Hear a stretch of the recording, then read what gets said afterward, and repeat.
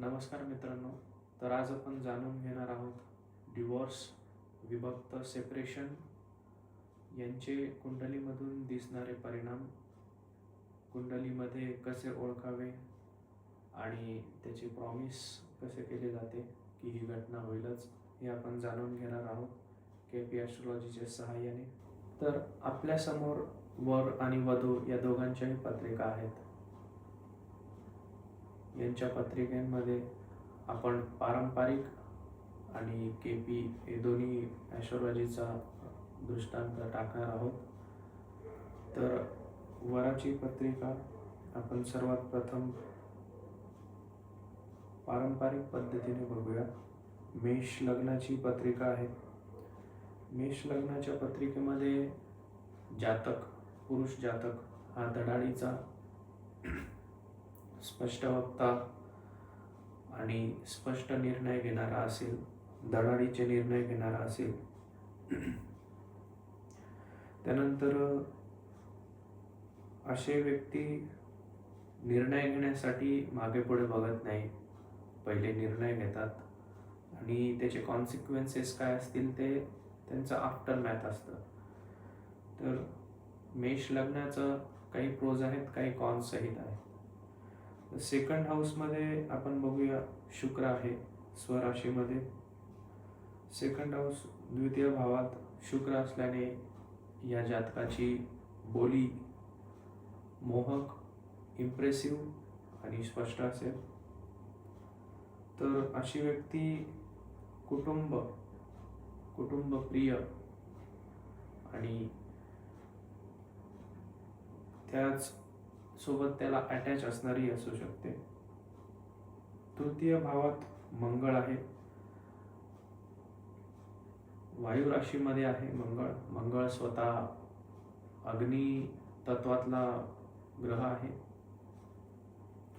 तर तृतीय भावातनं आपण बघतो पराक्रम, बाहुबल, त्याच्यानंतर आपलं नेटवर्किंग वगैरे वगैरे. विवाहामध्ये इनिशिएटिव्ह घेणं, म्हणजे प्रपोजल वगैरे, पुढाकार घेणं विवाह घडण्यासाठी. तर असा व्यक्ती पुढे अग्रेसर असतो. त्यानंतर मंगळ असल्यामुळे इथे एनर्जी असते, म्हणजे कुंडलीमध्ये मंगळ जिथे असेल तिथे व्यक्तीची एनर्जी खर्च होते. त्या कारणात एनर्जी खर्च झाल्याने तो भाव प्रबळ होतो मंगळामुळे.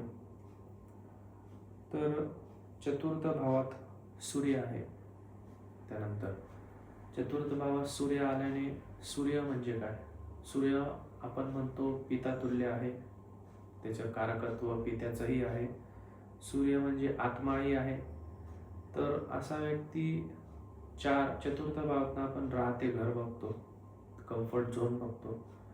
तर अशा व्यक्तीला घरात सुख आणि समृद्धीचं वातावरण निर्माण करण्याचं, त्यानंतर स्टॅबिलिटी आपण म्हणतो, एक आयुष्यामधली स्टॅबिलिटी, कम्फर्ट, ते प्रस्थापित करण्यासाठी असा व्यक्ती पुढे अग्रेसर असतो. त्यानंतर सूर्य चतुर्थ भावात स्थानबळी जरी नसला तरीही आपण सूर्याला तिथे एक आत्मकारक ग्रह म्हणतो.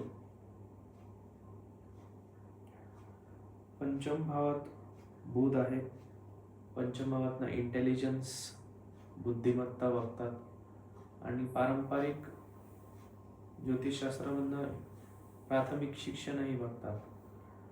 तर इंटेलिजन्स आणि शिक्षण याचा काही लांबचा काही संबंध नाही. बुद्धिमत्ता जर चांगली असेल तर शिक्षणही ऑब्व्हियसली चांगलंच होतं आणि त्या रिलेटेडही शिक्षण घेण्याचं त्यांनी कार्य केलेलं आहे. षष्ठ भावात आहे राहू. षष्ठ भावात राहू म्हणजे असा व्यक्ती येणारे संकट किंवा संकटावर मात करण्याची त्याची, राहू म्हणजे आपण त्याचे अनैसर्गिकपणे असं आपण म्हणूया की कोणत्याही परिस्थितीत भावाचा व्यक्ती मात करत असतो. षष्ठ भाव म्हणजे सप्तम भावाचा वेळ. सप्तम भाव म्हणजे not only partnership, life partner, but also समोरील व्यक्ती आपण सप्तम भावातनं बघतो. समोरील व्यक्तीशी कोणत्याही बाबतीत असलेले संघर्ष सोडवण्याचं राहू इथे कार्य करतो त्याच्या पद्धतीने. सप्तम भावात कोणीच नाही, एमटी पण सप्तमेश द्वितीय भावात आहे. याचा अर्थ पत्नी किंवा विवाह होण्यासाठी कुटुंबामार्फत, म्हणजे ऑब्विसली याचं प्रेमविवाह नाही, अरेंज मॅरेज आहे, कुटुंबाच्या सजेशननेच याने पुढे एस्केलेशन केलं. अष्टम भावात प्लुटो आहे. प्लुटो म्हणजे यम. प्लुटो पारंपरिक ज्योतिषशास्त्रामध्ये, मैदिनीय ज्योतिषमध्ये प्लुटोचा खूप खारीचा वाटा आहे. प्लुटो मास स्केलमध्ये चेंजेस आणि डायव्हर्सिफिकेशन देण्याचे कार्य करतो. पारंपरिक जातकाच्या स्वतःच्या कुंडलीमध्ये, म्हणजे मनुष्याच्या कुंडलीमध्ये, ह्युमन्सच्या कुंडलीमध्ये प्लुटोचं एवढं काही महत्त्व मानलं जात नाही. त्याच्याबद्दल जास्त कोणी स्टडी पण केलेला नाही आहे. तर प्लुटोला एक्सेप्शन धरूया आपण. नवम भावात गुरु आहे, स्वराशीत आहे, धनुराशीत. गुरु नवम भावात असल्यामुळे आपण फेथ, विश्वास आणि कॉन्फिडेंट आपण म्हणतो. तर धार्मिक कार्यांमध्ये अशा व्यक्तीला खूप रस असतो, विश्वास असतो, धार्मिक असतो आणि एक प्रकारे गुरुचे मार्गदर्शन योग्य प्रमाणे त्याला लाभलेले असते.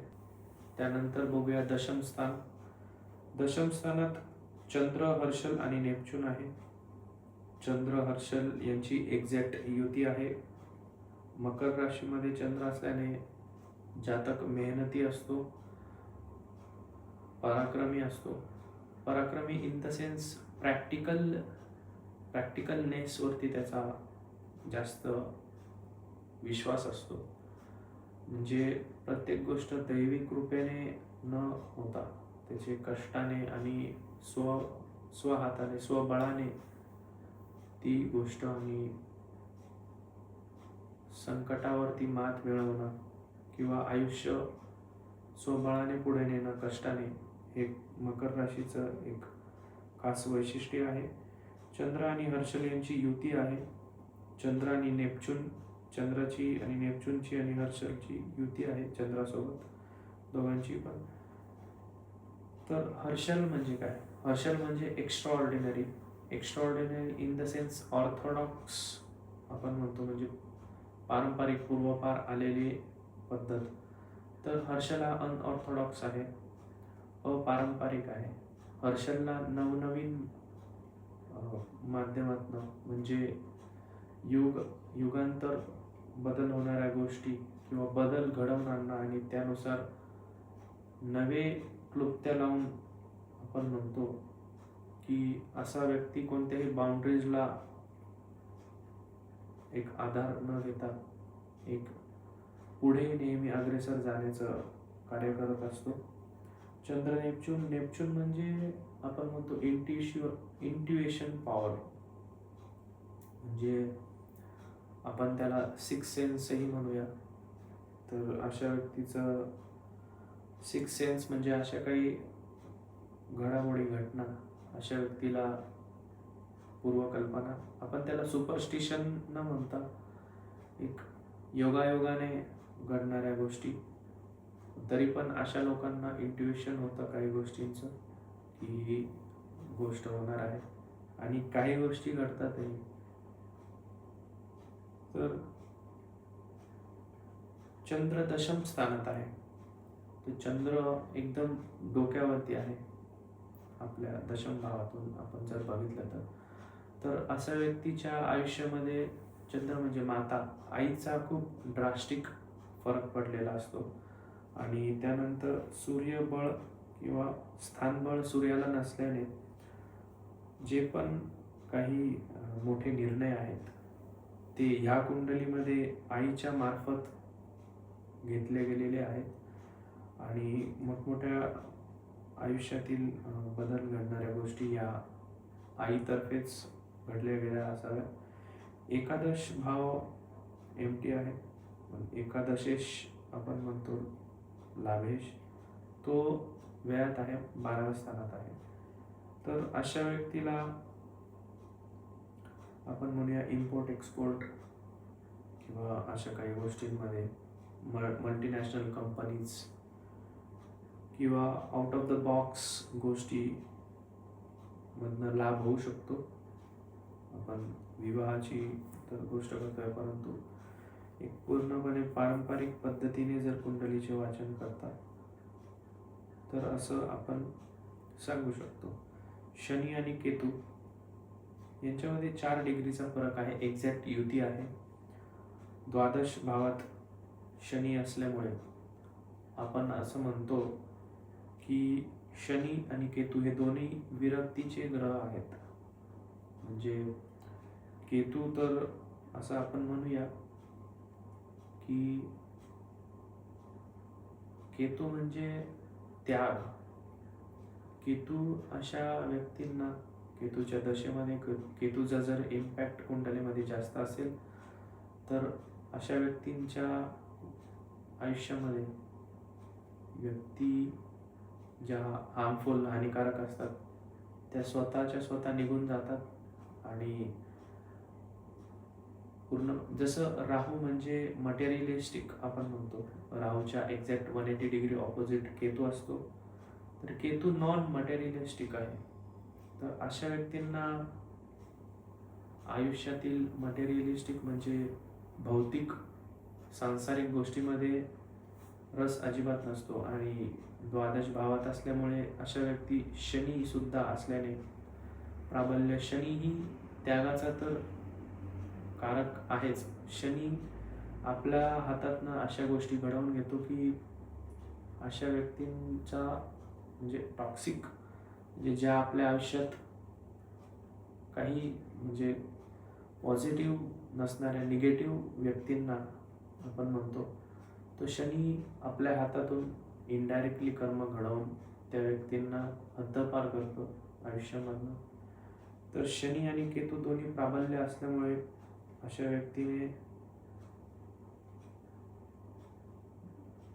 आपण म्हणतो निर्मळ आयुष्यामध्ये निर्मळ मन असतं अशा व्यक्तींचं. कारण की कोणताही डोक्यामध्ये असा विचार नसतो त्यांच्या, कारण की पूर्णपणे टॉक्सिसिटी निघून गेलेली असते. अशा व्यक्ती संसाराचा त्याग पूर्णपणे करतीलच असं नाही, परंतु असंसारिक असे हे व्यक्ती असतात, यांना प्राबल्य मिळालं आहे. जसे की या व्यक्तीचा डिवोर्स झालेला आहे, तर कदाचित हा व्यक्ती दुसऱ्या विवाहाकडे कल याचा कमीच असेल. कारण की शनी आणि केतू सारखे ब्लंट ग्रह इथे पॉवरफुल होत आहेत आणि तेही द्वादश भावात. तर अशा व्यक्तींना जर सांसारिक आयुष्यामध्ये रस आणायचा असेल तर अशा व्यक्तींनी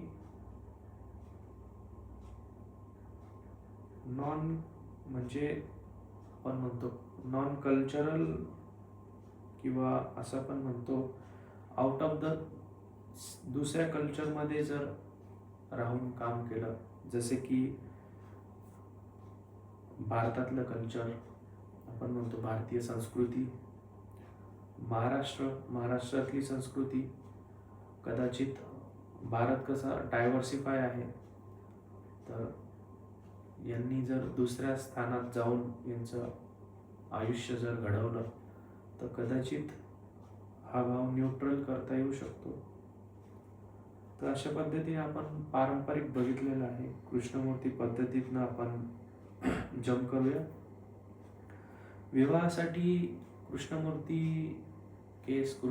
यांनी सांगितलं आहे की विवाहासाठी पॉझिटिव्ह आणि मुख्यत्वे भाव 2, 7 आणि 11 आहेत. त्याला कस्प म्हणतात, भाव म्हणजे.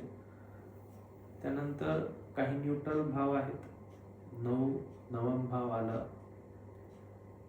त्याच्यानंतर पंचम भाव आलं, त्यानंतर तृतीय भाव आलं, त्यानंतर बरेचसे असे हे जे आहेत ते डायरेक्ट सपोर्टिव्ह नाही, परंतु इनडायरेक्ट सपोर्ट यांचा नेहमी असतो. 2, 7, 11 मुख्यत्वे एक स्ट्रॉंग आणि महत्वाचे जे भाव आहेत ते आहेत. तर 7th कस्पल सबलॉर्ड म्हणजे आपण म्हणतो की सप्तम कस्पचा जो ड्रायव्हर आहे, ज्या त्याची कमान त्याच्याकडे आहे सप्तम भावाची, तो 7th कस्पल सबलॉर्ड आहे गुरु. गुरुची कंडिशन बघूया.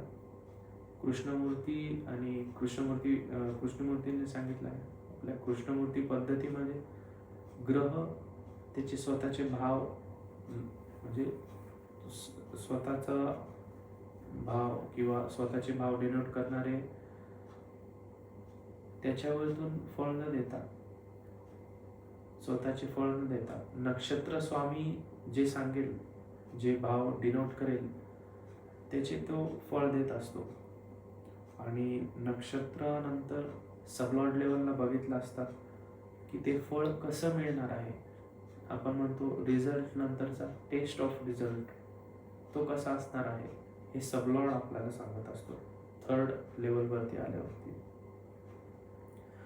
तर गुरुची कंडिशन बघूया. गुरु कोणाचाही नक्षत्र स्वामी झालेला नाही. याचा अर्थ काय? गुरु अनटेनेंटेड आहे. अनटेनेंटेड म्हणजे भाडोत्री किंवा भाडोत्री नसणं. गुरुकडे कोणत्याच भावाचं नक्षत्राचं कार्य नाहीये. त्याच्यामुळे गुरु एकमेव स्पष्ट कार्य झालेला आहे. आणि नक्षत्र स्वामी शुक्र जरी असला तरीही गुरु जे भाव डिनोट करेल त्याचे फळ नक्षत्र लेवलवरती असणार आहे, नक्षत्र स्वामीच्या लेवलवरती. आणि सबलॉर्ड लेवलला आहे शुक्र. तर गुरु, शुक्र आणि सूर्य, गुरु आणि शुक्र हे दोन्ही रिझल्ट देणार आहे. गुरु ऑब्व्हियसली सोर्सही दाखवणार आहे आणि रिझल्टही दाखवणार आहे. गुरु दाखवतोय 2, 7, 9 आणि 12. शुक्र दाखवतोय 1, 2, 7 आणि 8. तर विवाहासाठी 2 आणि 7 सपोर्टिव्ह भाव आहेत. 9 भाव न्यूट्रल आहे. नक्षत्र लेवलला 1, 2, 7, 8 आहे. म्हणजे ऑब्व्हियसली 2 आणि 7 हे पॉझिटिव्ह भावही आहेत. आणि निगेटिव्ह भाव आपण ज्याला म्हणतो 1, 6 आणि 10 हे प्राईम निगेशन भाव आहेत. कोणत्याही पॉझिटिव्ह आणि सपोर्टिव्ह भावाला व्यय करणारा भाव तो निगेटिव्ह असतो. 1, 6 आणि 10 जसं की 2, 7 आणि 11चा व्ययेश आहे दोघांचं. आणि आफ्टर टेस्ट आपण म्हणतो रिझल्ट म्हणजे विवाह झाल्यानंतरची कंडिशन 4, 5, 10 आणि 11 दाखवते. 5 पंचम भाव आपल्याला 5th काय दाखवतो आहे. 5th म्हणजे रोमॅन्टिसिझम, प्रेम भावना, त्याचा वेळ झालेला आहे 4. 10 म्हणजे 10 पणही आहे, 11 पण आहे. 10 म्हणजे आपण इगो, स्वाभिमानही म्हणतो. 10 म्हणजे 11चा वेळ, लाभाचा वेळ. म्हणजे अशा वेळेस कुंडलीमध्ये लाभही मिळेल आणि त्याचा हानीही होईल. तर कदाचित इगोमुळे हानी झालेली असावी. तर गुरु इथे दाखवतोय 2, 7, 9 आणि 12. 9 आणि 12 एकत्र झाल्यामुळे इथे थोडंसं निगेशन आलेलं आहे, निगेटिव्हिटी आलेली आहे. आणि शुक्र जो नक्षत्र स्वामी आहे तो 1 आणि 8 भावाचं कार्य शोधतोय. ॲडिशन इन फॅमिली म्हणजे आपण म्हणतो 2, त्याचा वेळ झालेला आहे 1.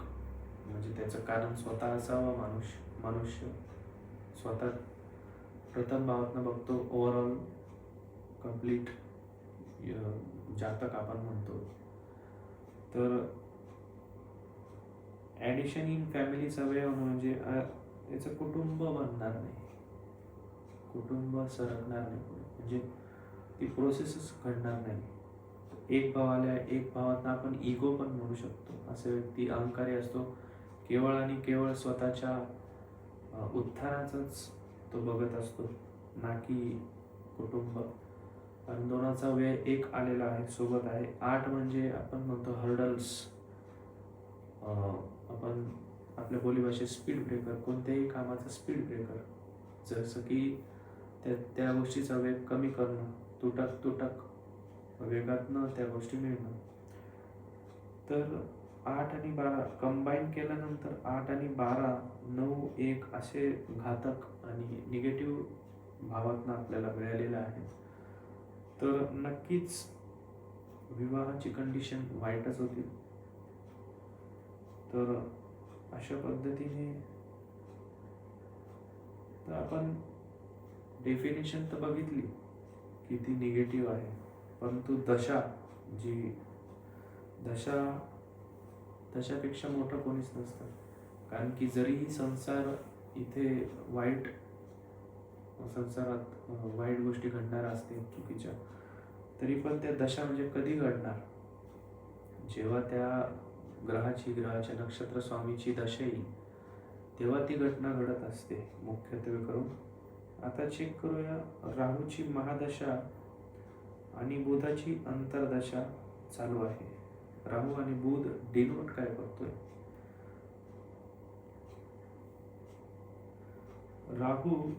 राहू मंगळाचा नक्षत्र स्वामी झालेला आहे. तिथे राहूकडे मंगळाचेही कार्य आहे. राहूचा नक्षत्र स्वामी आहे चंद्र. तर चंद्र आपल्याला काय सांगतोय? 4, 5 आणि 9. तर आपण म्हणतो प्रेम संबंध, प्रेम भाव आपण म्हणतो. त्याचा वेळ 4 आणि 5, 5चा वेळ 4. 9 म्हणजे आपण कोणत्याही भावात त्याची तिसरा भाव म्हणजे त्याचं ॲम्प्लिफिकेशन बघत असतो.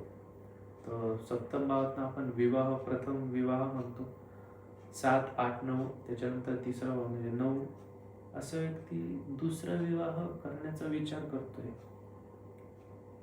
दुसरा विवाह करण्याचा विचार करतोय म्हणजे जर तो परसिस्टंट राहिलाच नाही, की तो सिरियसनेस असलाच नाही, त्याच्या पहिला विवाह टिकवण्याच्या बाजूने अगर तो जर नसेल, तर ऑब्विसली तो विरोधच करणार आहे, किंवा तो पटकन किंवा बचाव करणार नाही इन द सेन्स आपण म्हणतो.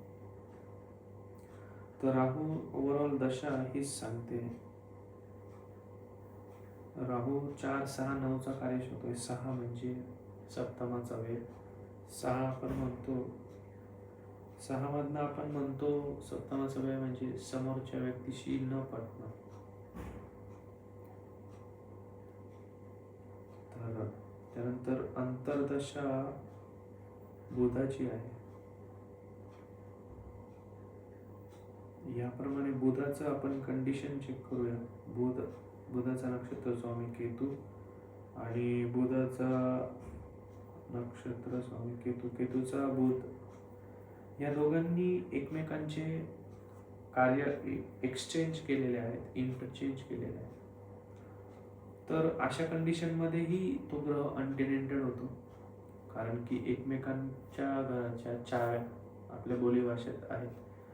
तर प्रत्येक जण अल्टर करतो त्याचं कार्य. म्हणजे एक कार्य हा करेल, सेम कार्य तोच ग्रह करणार आहे. त्यामुळे बुध आणि केतू एकच भावाचं कार्य करतो. 3, 4, 6 आणि 12. 3, 4, 6 आणि 12 याचा अर्थ घ्यायचा काय?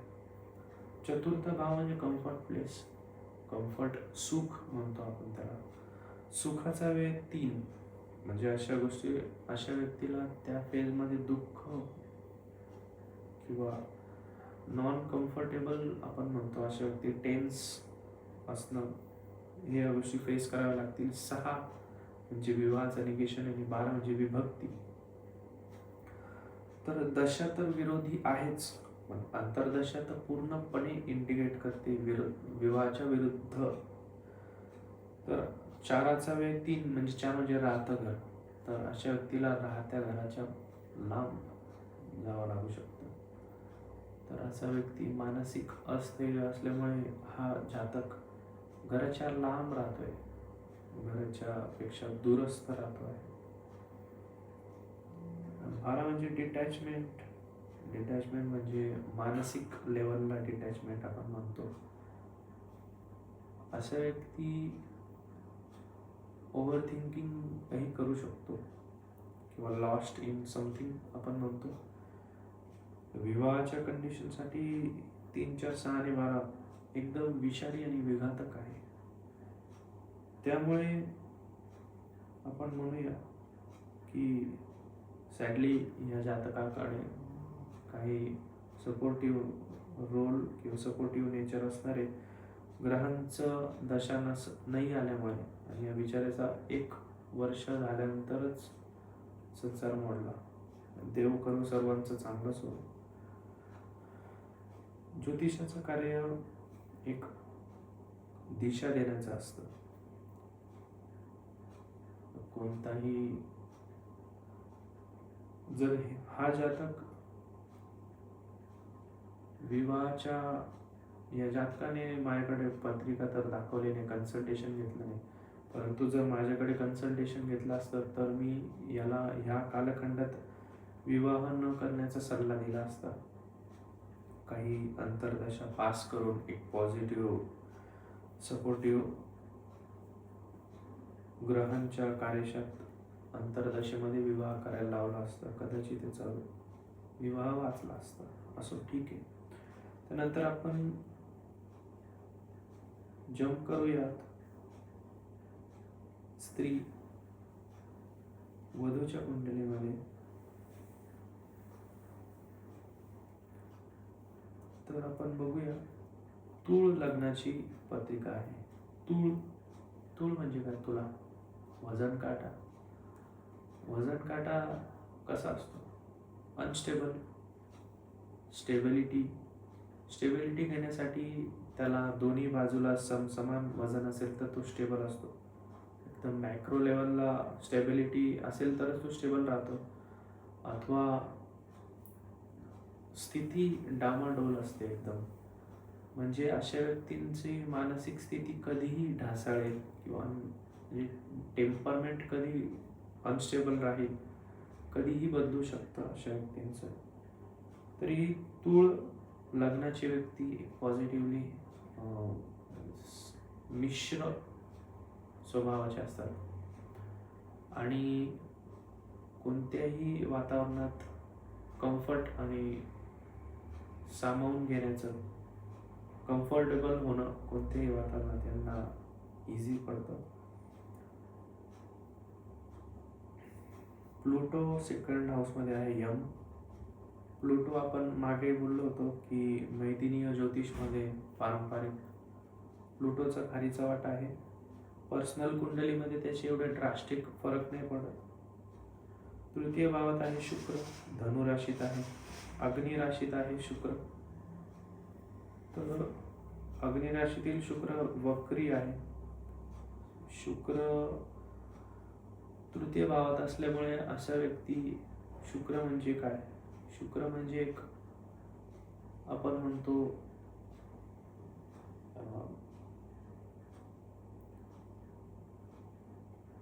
शुक्र म्हणजे काय आपण म्हणतो? शुक्र म्हणजे वेल स्केल्ड आणि मॅनेजमेंट आपण त्याला म्हणतो की अशा व्यक्तीची मॅनेजमेंट चांगली असेल. शुक्र 3य भावात आहे.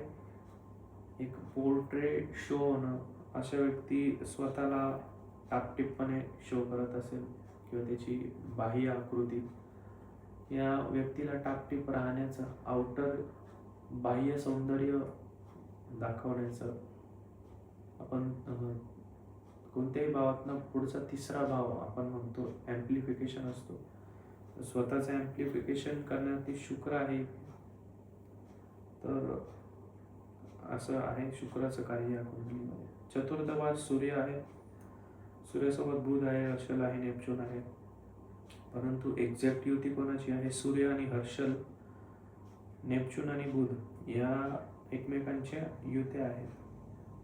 सूर्य आणि हर्षल यांची युती आहे. हर्षला ही एक विघातक एक्सप्लोजिव्ह उष्ण अग्नितत्वाचा आहे. सूर्यही अग्नितत्वाचा आहे.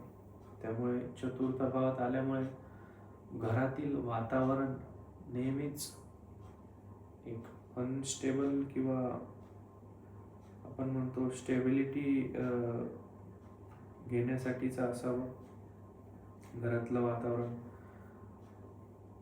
घरातलं वातावरण वधूचं म्हणजे काय, विवाहपूर्वची कंडिशन आपण म्हणतो, या व्यक्तीवरती झालेले संस्कार. हर्षल जिथे असतो तिथे अनऑर्थोडॉक्स असतो. काही गोष्टी ऑर्थोडॉक्स असणं, कारण की आपले पालक ऑब्विसली त्यांच्या जनरेशनचे विचार, त्यांच्यामध्ये असलेले विचार आपल्याला पुढे पसरवण्याचं कार्य करतात. हर्षल आल्यामुळे इथे नॉन ऑर्थोडॉक्स आहे तो. तर व्यक्तीच्या आत्मकारक, आपण सूर्याला आत्मकारक म्हणतो, तर असा व्यक्ती नेहमीच वेगळं करण्याच्या अनुषंगाने घरात वागत असावा, की बी डिफरंटली राहण्यामुळे कदाचित घरात वादविवाद होत असतील. बुध आणि नेपच्यून, बुध म्हणजे बुद्धिकारक आहे. बुध आणि नेपच्यून म्हणजे अशा व्यक्तीला इंट्युशन पॉवर, किंवा आपण असं म्हणूयात की नेहमी फ्युचरिस्टिक असतात असे लोक, की भविष्य स्टेबल, सुखस्थानात असल्यामुळे भविष्य स्टेबल कसं व्हावं असे व्यक्ती बघत असतात. त्यानंतर पंचम भावात आहे केतू, मंगळ आणि गुरु. मंगळ आणि केतू यांची एक्झॅक्ट युती आहे.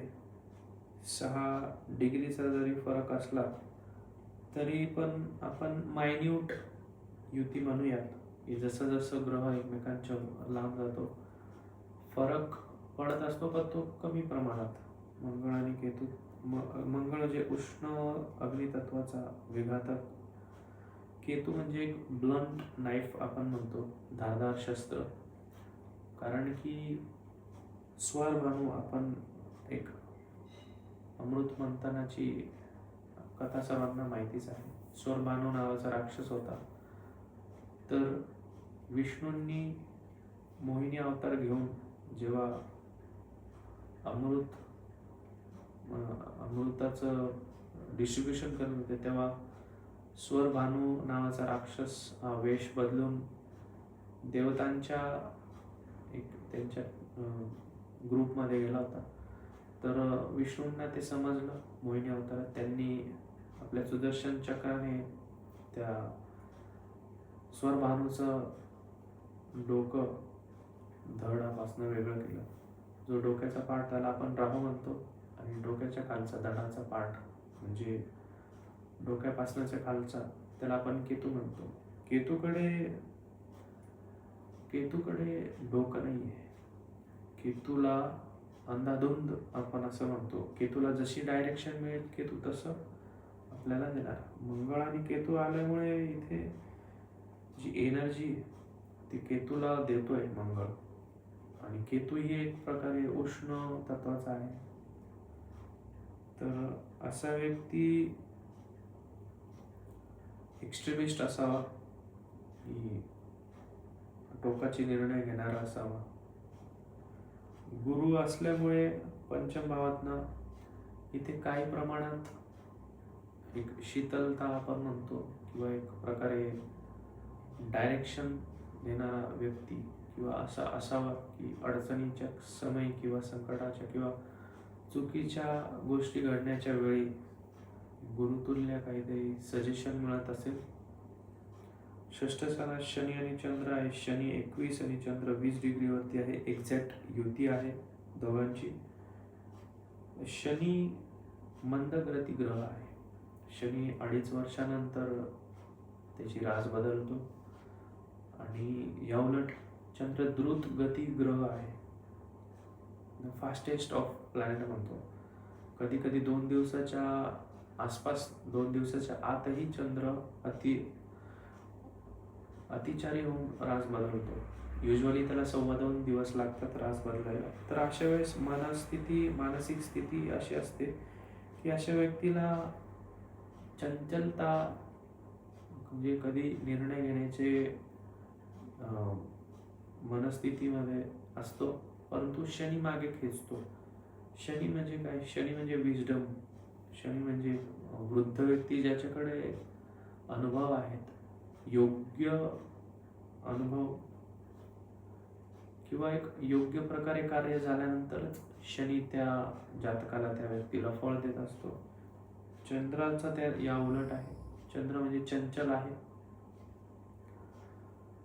तर पुनर्फू योग त्याला आपण म्हणतो पारंपरिक ॲस्ट्रॉलॉजीमध्ये. मम्मी,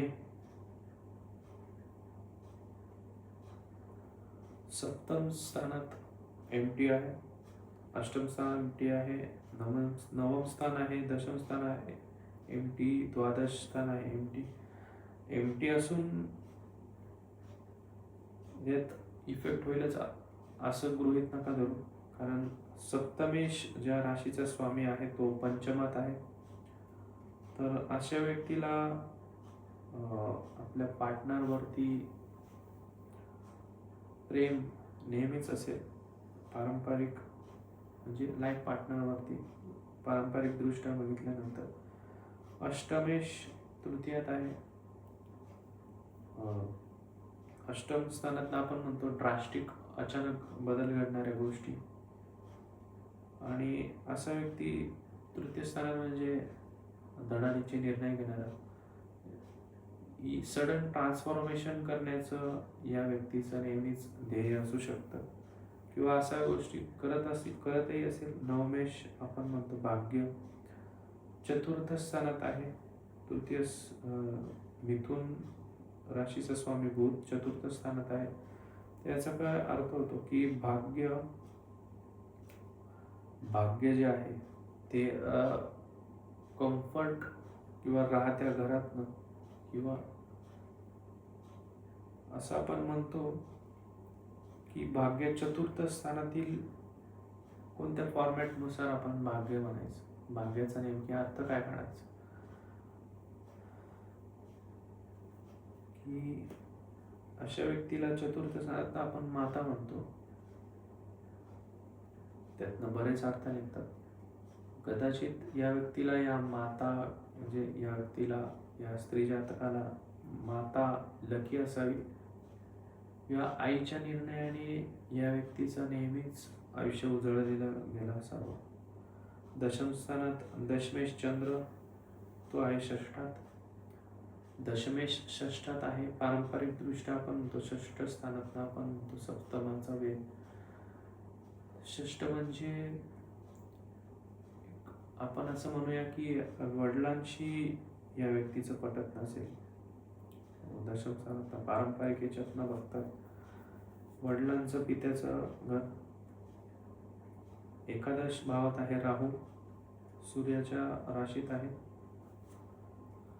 तर त्यानंतर पुन्हा जो लाभ आहे, लाभेश, तो चतुर्थात आहे.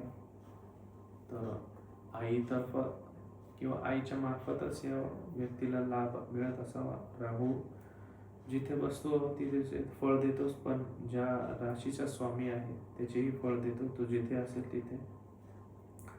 द्वादश भावात जो आहे द्वादशीश, तो आहे चतुर्थात. तर चतुर्थातनं आपण म्हणतो वाहन, सुख व लक्झरी, कम्फर्ट. असा व्यक्ती नेहमी त्या गोष्टीमध्ये खर्च करेल. तर आपण पारंपरिक दृष्ट्या तर बघितलं आहे. केपी ॲस्ट्रॉलॉजीवरती जम्प करूया. तर केपी ॲस्ट्रॉलॉजीनुसार बघता 7th कस्पल्स ऑफ लॉर्ड शनी आहे. शनीची कंडिशन चेक करूया.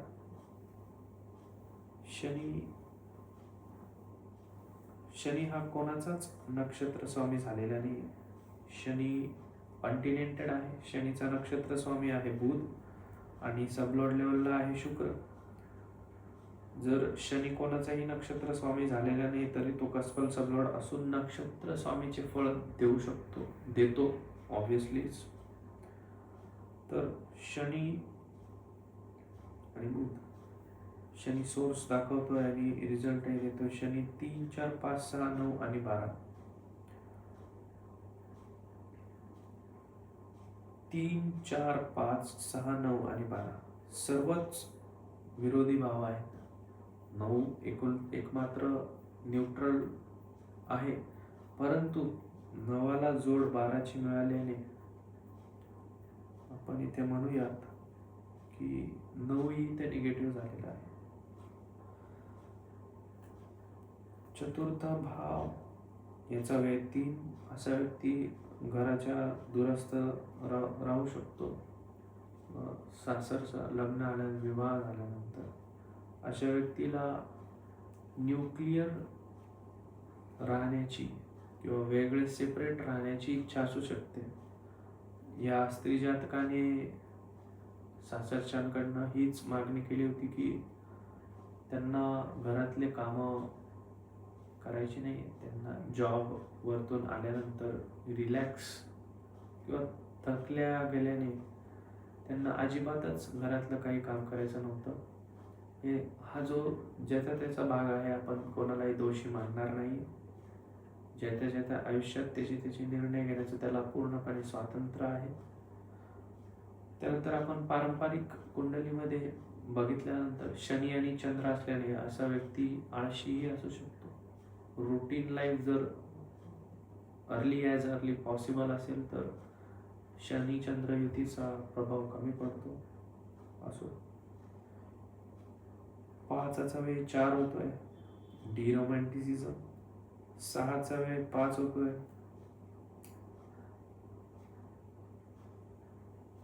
Oh my God. 6 आणि 12 पण युती झालेली आहे. तर विवाहासाठी अत्यंत खराब स्थिती. तर शनीचा नक्षत्र स्वामी आहे बुध. बुधाचं नोटेशन पण आहे 3, 4, 9, 11 आणि 12. तर विवाह घडला कसा असं जर तुम्हाला वाटत असेल तर इथे बुध थोडासा पॉझिटिव्ह लेवलला आहे. 3, 4, 9, 11 आणि 12. 3 आपण म्हटलं होतं की न्यूट्रल, की तो पुढाकार घेतो. एक आपण असं म्हणतो प्रपोजल किंवा चर्चा करणं, कन्व्हर्सेशन. 9, 11 आणि 12. 11 आल्यामुळे, 9 आल्यामुळे एकादश भावाचा इथे इन्व्हॉल्वमेंट असल्याने, स्ट्रॉंग असल्याने या व्यक्तीचा विवाह झाला. परंतु बाकी जे कार्य आहे ते तर करणारच ना. 12 आहे, 9 आहे, 4 आहे, 3. हे भाव कार्य कसं सोडतील आणि त्यामुळेच विवाहाची कंडिशन खराब झाली, त्याची डेफिनेशन खराब झाली. आणि सबलॉर्ड लेवलला आपण म्हणतो सूर्य आहे. सूर्याचं नोटेशन आहे 4, 6, 10 आणि 11. त्यातही सर्व निगेटिव्ह. 10 म्हणजे आपण स्वाभिमान म्हणतो. स्वाभिमानी असेल, स्वतःचे निर्णय घेण्याचं त्याला स्वातंत्र्यच आहे नियमानुसार, परंतु तो हेकेखोरही असेल, लाभही होईल. आणि लाभाचा वेळ म्हणजे 10 आल्यामुळे लाभाची हानी झाली. 4 म्हणजे कम्फर्टेबल, स्टेबल आपण म्हणतो. तरीही डिरोमॅन्टिसिझम. 6 म्हणजे 7चा वेळ आहे. 7चा वेळ म्हणजे काय, अशा व्यक्तीला पार्टनरशी पटत नाही. विवाह झाल्यानंतर तेच तर झालंय, पार्टनरशी पटला नाही. पार्टनर जो होता तो आईचा ऐकायचा. आईची इच्छा होती घरातलं काम करण्याची. म्हणजे नॉट ओनली फक्त घरातलं काम, घरकाम नव्हे तर म्हणजे तुम्ही जॉबवरतून आल्यानंतर घरातलंही काम करा, घराकडे लक्ष द्या, परंतु जातकाने जे ठरवलं ते ठरवलं. स्वाभिमानी आणि कम्फर्ट लेवलला असणारा हा जातक. तर अशा पद्धतीने बघूया. डेफिनेशन तर वाईट ठरलीच. दशा बघूया. सद्यस्थितीत दशा जी आहे शुक्र आणि राहूची आहे. शुक्राची महादशा, राहूची अंतर्दशा. शुक्राची कंडिशन बघूया. शुक्राचाच नक्षत्र स्वामी आहे. त्याचा सबलॉर्ड लेवलला आहे बुध. शुक्र 1, 3, 8 आहे. 1 आणि 8 एकत्र आल्यामुळे महादशेमध्ये सडन चेंजेस, सडन ट्रान्सफॉर्मेशन, स्वतःबद्दल अचानक घडणाऱ्या गोष्टी, त्या 3 असल्यामुळे घराच्या बाहेर पडल्यानंतर ट्रान्सफॉर्मेशन आपण असं म्हणूया. वाईट ट्रान्सफॉर्मेशन, इथे वाईट हाऊस नाही आहेत, म्हणजे वाईट भावांचं इथे संमेलन नसल्यामुळे तरी चांगलं झालं की दुसरं काही अपाय तर नाही झाला. आणि सबलॉर्ड लेवलला बुध आहे. बुधाचे कंडिशन आहे 3, 4, 9, 11 आणि 12. 4चा वेळ 3. अशा व्यक्ती त्याच्या राहत्या घरापासून दुसरीकडे जॉब करतोय. 9, 3 आणि 9 आहे. 9 म्हणजे दूरचे प्रवास, 3 म्हणजे शॉर्ट ट्रॅव्हल, 3 म्हणजे 3 नसेल तर घराच्या बाहेर पडणार कसं. चतुर्थाचा वेळ 3 आहे.